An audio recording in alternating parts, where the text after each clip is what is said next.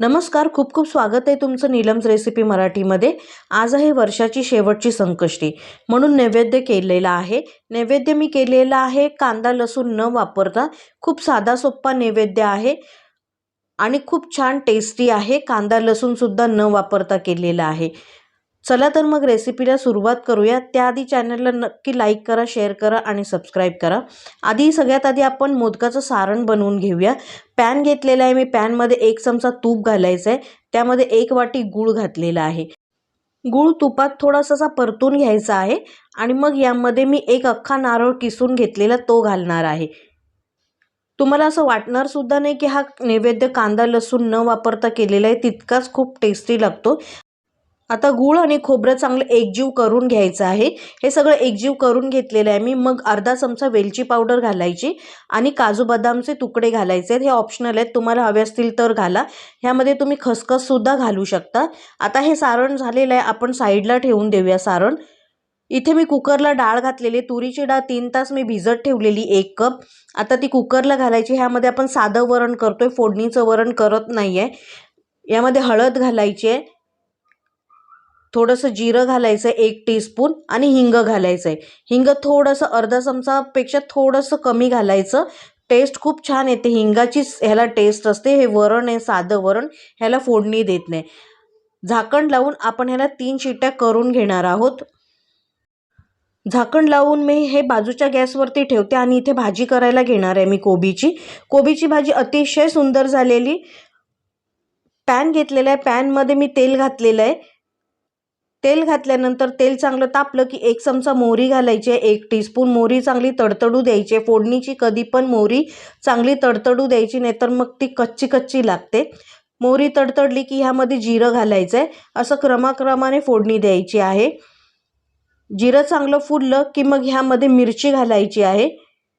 बारीक चिरलेली मिरची घेतली मी 2, ही कमी तिखटाची आहे, तुम्हाला हवं असेल तर तिखटाची घ्यायची। कढीपत्ता घालायचा आहे, कढीपत्ता ताजा घ्या शक्यतो। चांगलं परतून घ्यायचं हे व्यवस्थित। थोडंसं हिंग घालायचं, पाव टीस्पून इतकं, आणि पुन्हा हे चांगलं व्यवस्थित परतून घ्यायचं आहे। याच्यामध्ये कांदा नाही आहे, खूप छान भाजी होते, एकदा नक्की करून बघा ही भाजी। मग 1 टोमॅटो बारीक चिरून घालायचा आहे। टोमॅटो खूप मऊ नाही शिजवायचा आहे, भाजी बरोबर आणि डाळी बरोबर टोमॅटो मग शिजतो, पण आत्ताच त्याला मऊ शिजवायचा नाही आहे। हळद घालायची अर्धा चमचा। हळद घातल्यानंतर गॅस थोडा कमी करायचा, नाही तर हळद जळून जाईल। आता यामध्ये मी भिजवलेली चण्याची डाळ घातलेली आहे अर्धा कप। डाळ 2 तास भिजत घातलेली मी चण्याची। एकदा परतून घ्यायची ती सगळ्या फोडणीमध्ये आणि मग बारीक चिरलेला कोबी घालून घ्यायचा आहे। कोबी छान बारीक चिरून घ्यायचा, म्हणजे भाजी पटकन शिजते।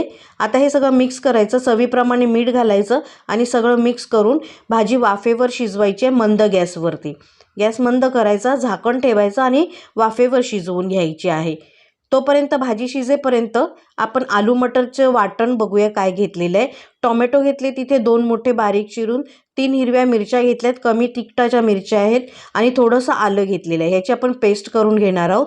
अशाप्रमाणे मिक्सरला पेस्ट करून घ्यायची। पेस्ट करून घेईपर्यंत कोबीची भाजी शिजलेली आहे।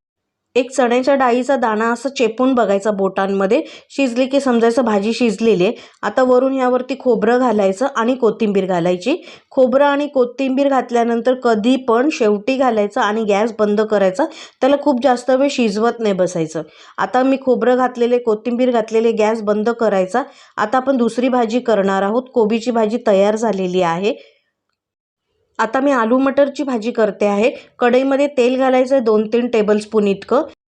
तेल चांगलं तापलं की यामध्ये अख्खे गरम मसाले घालायचे। 2 हिरव्या वेलच्या घेतल्यात, 4-5 काळी मिरी घेतली, 2 लवंग आणि छोटा दालचिनीचा तुकडा घेतलेला आहे। तेलामध्ये गरम मसाले चांगले परतून घेतल्यानंतर 1 टीस्पून इतकं जिरं घालायचं आहे। जिरं चांगलं फुललं की यामध्ये पावडर मसाले घालायचे आहेत। लाल तिखट, धणे पावडर, जिरे पावडर, गरम मसाला आणि हळद घालायची आहे। काश्मीरी मिरची पावडर मी ह्याच्यात थोडी मिक्स केलेली आणि घरचं लाल तिखट होतं। तेलामध्ये मसाले चांगले परतून घ्यायचे। हे मसाले टाकल्यानंतर गॅस कमी करायचा, नाहीतर मसाले जळतील।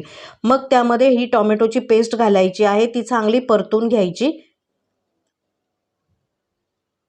आता ह्यावरती झाकण ठेवायचं, चवीप्रमाणे मीठ घालायचं ह्या ग्रेव्हीमध्येच। आणि झाकण ठेवून वाफेवरतीच हे 4-5 मिनटं ग्रेव्ही शिजवून घ्यायची आहे. तुम्ही पाहू शकता तेल सुटेल, गॅस कमी करायचा. ह्याच्यात अगदी चिमूटभर साखर घालायची आहे. याने टेस्ट चांगली येते, कारण टोमॅटोचा आंबटपणा जो असतो साखरेने बॅलन्स होतं ते आणि चव छान लागते. आता ही ग्रेव्ही शिजलेली आहे. यामध्ये मी मटर घातलेले आहेत. 2 मीडियम साईजचे बटाटे घेतलेले आहेत. त्याचे असे छोटे तुकडे करायचे म्हणजे लवकर शिजतात आणि पाव किलो मटार घेतलेले आहेत. आता हे सगळं मिक्स करायचं ग्रेव्हीमध्ये व्यवस्थित छानपैकी. तुम्ही बघू शकता ना, मी याच्यात कांदा वापरला ना, लसूण ना, दही ना, क्रीम काहीच नाही. ह्याच्यामध्ये 1 कप इतकं गरम पाणी घालायचं, म्हणजे बटाटे आणि वाटाणे जे आहेत आपले हिरवे वाटाणे ते चांगले व्यवस्थित शिजतात, लवकर शिजतात. आता ह्यावरती झाकण ठेवायचं आणि ग्रेव्ही शिजू द्यायची आहे, म्हणजे वाफेवरती बटाटे आणि वाटाणे शिजतील चांगले. नुसते टोमॅटोच्या ग्रेव्हीमध्ये सुद्धा भाजी खूप छान होते. ना दही ना क्रीम वापरायची गरज आहे. आता ही कुकरला मी डाळ शिजवून घेतलेलं आहे वरण. हे एका भांड्यात आपण काढून घेऊयात. जरा घोटून घ्यायचं चांगलं व्यवस्थित आणि मग काढून घ्यायचं, म्हणजे ते छान एकजीव होतं. आता ह्यामध्ये चवीप्रमाणे मीठ घालायचं आणि मी जे भाजीसाठी पाणी गरम केलेलं आलू मटरसाठी तेच गरम पाणी 1 कप मी ह्याच्यामध्ये घातलेलं आहे. आता ह्यामध्ये चवीप्रमाणे मीठ घालायचं. तुम्ही हे असंच सुद्धा ठेवू शकता, पण मी याला एक उकळी काढायला गॅसवर ठेवणार आहे.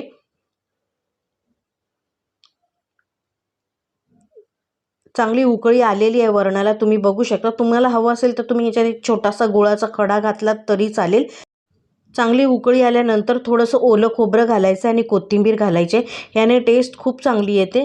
टोटली ऑप्शनल आहे. तुम्हाला नाही घालायचं असेल, तसंच वरण ठेवायचं असेल तर तुम्ही ते ठेवू शकता. आता वरण झालेलं आहे. गॅस बंद करायचा. खोबरं कोथिंबीर घातल्यानंतर झाकण ठेवायचं. आता इथे बघूया आलू मटरची भाजी झालेली आहे का. तुम्ही बघू शकता पाणी सगळं ह्याच्यातलं आटलेलं आहे. भाजी सुकलेली आहे व्यवस्थित. एवढी तरी ग्रेव्ही पाहिजेच. आता बघूया बटाटा शिजलाय काय. बटाटा शिजला तर समजायचं की भाजी झालेली आहे. आता ह्यावर तुम्ही कसुरी मेथी घालू शकता, वरून गरम मसाला घालू शकता.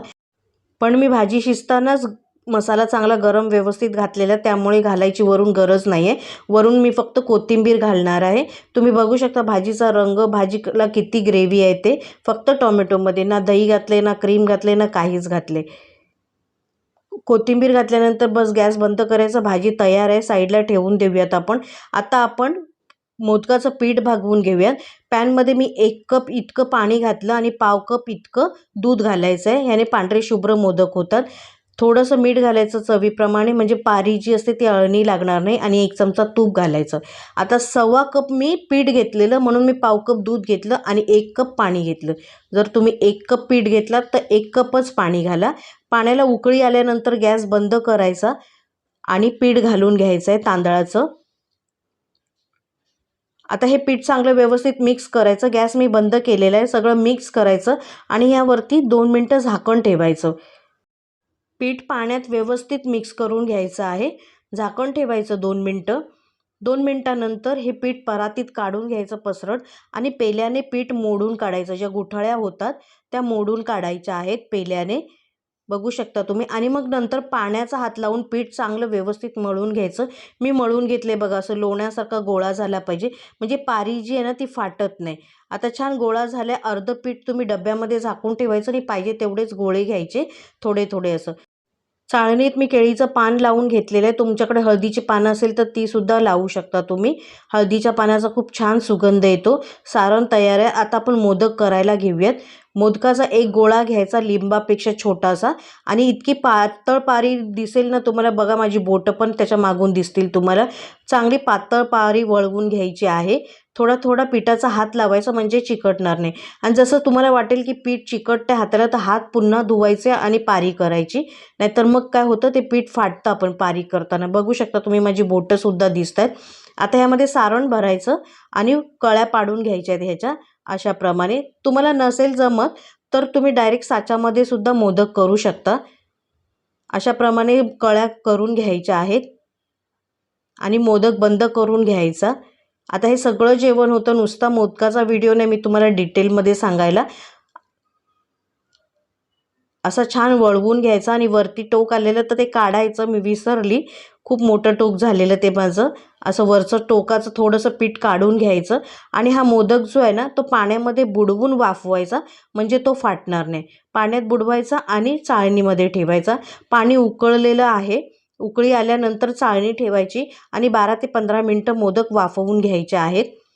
अशाप्रमाणे सगळे मोदक वाफवून घ्या. छान मस्त मोदक होतात, अजिबात फाटत नाहीत. फक्त काय असतं, पीठ तुम्ही चांगलं मळून घ्यायचं. आता आपण भजी करूया, बटाटा भजी. त्यासाठी बेसन घेतलेलं आहे, तांदळाचं पीठ, लाल तिखट, थोडंसं हिंग, हळद आणि थोडीशी उरलेली कोथिंबीर मी ह्याच्यात घातलेली आहे. आता ह्यात थोडं थोडं पाणी घालून चांगलं एक बॅटर बनवून घ्यायचं. चवीपुरतं मीठ घालायचं. थोडं थोडं पाणी घालायचं आणि घट्ट बॅटर करायचं. खूप एकदम पाणी ओतू नका.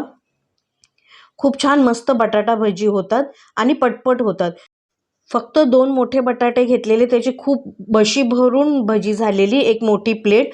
आता हे बटाटे मी सालं काढून पाण्यात घालून ठेवलेले, काळे पडू नये म्हणून. आता ह्याचे स्लाइसरनी स्लाइस करून घ्यायचे, म्हणजे एकसारखी भजी होतात. तुम्हाला दाखवते मी. असे स्लाइस केले पातळ की भजी तळून पण पटापट होतात, कारण पातळ असल्यामुळे, आणि एकसारखे होतात. हे सगळे असे करून घ्यायचे. एक साईडला मी भात घातलेला आहे टोपामध्ये, कढईत तेल तापत ठेवलेलं आहे. तेल चांगलं तापलेलं आहे. आता आपण भजी करून घेऊया. एक एक डीप करायचं, बटाट्याची ती कापं, आणि तळून काढायचे आहे. तेल चांगलं तापवून घ्यायचं, म्हणजे भजी छान तळून होतात. नाही तर तेल जास्त पितील जर तुम्ही तेल तापवलं नाही तर. आता अशी थोडी थोडी भजी घालून तळून घ्यायची आहेत. मी तुम्हाला प्लेट किती भरलेली ती दाखवते 2 बटाट्यांनी. अशाप्रमाणे भजी करून घ्यायची. आता ही चिकटलेत असं वाटतं, पण नाही चिकटत, ती सुटतात बरोबर आणि छान कुरकुरीत होतात आणि फुलतात सुद्धा. ह्याच्यात मी अजिबात सोडा वापरलेला नाही. तांदळाच्या पिठामुळे भजी कुरकुरीत होतात आणि फुलतात. सोडा अजिबात वापरू नका. बघा, तुमची छान होतील भजी. एकदा नुसती ही भजी तरी ट्राय करा. अशाप्रमाणे भजी सगळी करून घ्यायची आहेत. पटपट होतात पातळ स्लाइसमध्ये. आणि 1 कप बेसन घेतलं, त्यासाठी 2 टेबलस्पून इतकं तांदळाचं पीठ घ्या. भजी छान कुरकुरीत होतात आणि असे फुलतात मस्त. खूपच साधा सोप्पा नैवेद्य केलेला आहे मी घरच्याच साहित्यामध्ये. कुठेही कांदा लसूण नाही वापरला, क्रीम नाही वापरली, दही नाही वापरलं, तरीसुद्धा सुंदर नैवेद्य झालेला आहे. अशाप्रमाणे भजी सगळी तळून घेऊयात आपण. आता माझा सगळा स्वयंपाक रेडी झालेला आहे. मोदक तयार झालेले आहेत. तुम्ही पाहू शकता किती पांढरे शुभ्र झाले दूध घातल्यामुळे. इथे आहे आलू मटरची भाजी. आता ही छान सुकलेली आहे. तुम्ही बघू शकता याच्यातलं पाणी सगळं आळलेलं आहे. गरम गरम भात केलेला आहे. कोबी चणा डाळीची भाजी केलेली आहे. आपलं साधं वरण. वरण जेव्हा पण घालाल नैवेद्यावरती, तेव्हा ते हलवून घालायचं, घट्ट घालायचं. आणि ही भजी बघा तुम्ही. 2च बटाटे घेतलेले, त्याची भरपूर भजी झाली. अशाप्रमाणे मी सगळा नैवेद्य केलेला आहे. खूप साधा सोप्पा आहे. व्हिडिओ आवडला तर नक्की लाईक करा, शेअर करा आणि सबस्क्राईब करा. तुमच्या एक लाईकमुळे व्हिडिओ ग्रो होतो. तर प्लीज नक्की सबस्क्राईब बरोबर लाईक करायला विसरू नका. दोन्हीही फ्री आहे. वेळ काढून व्हिडिओ पाहिल्याबद्दल खूप खूप मनापासून धन्यवाद.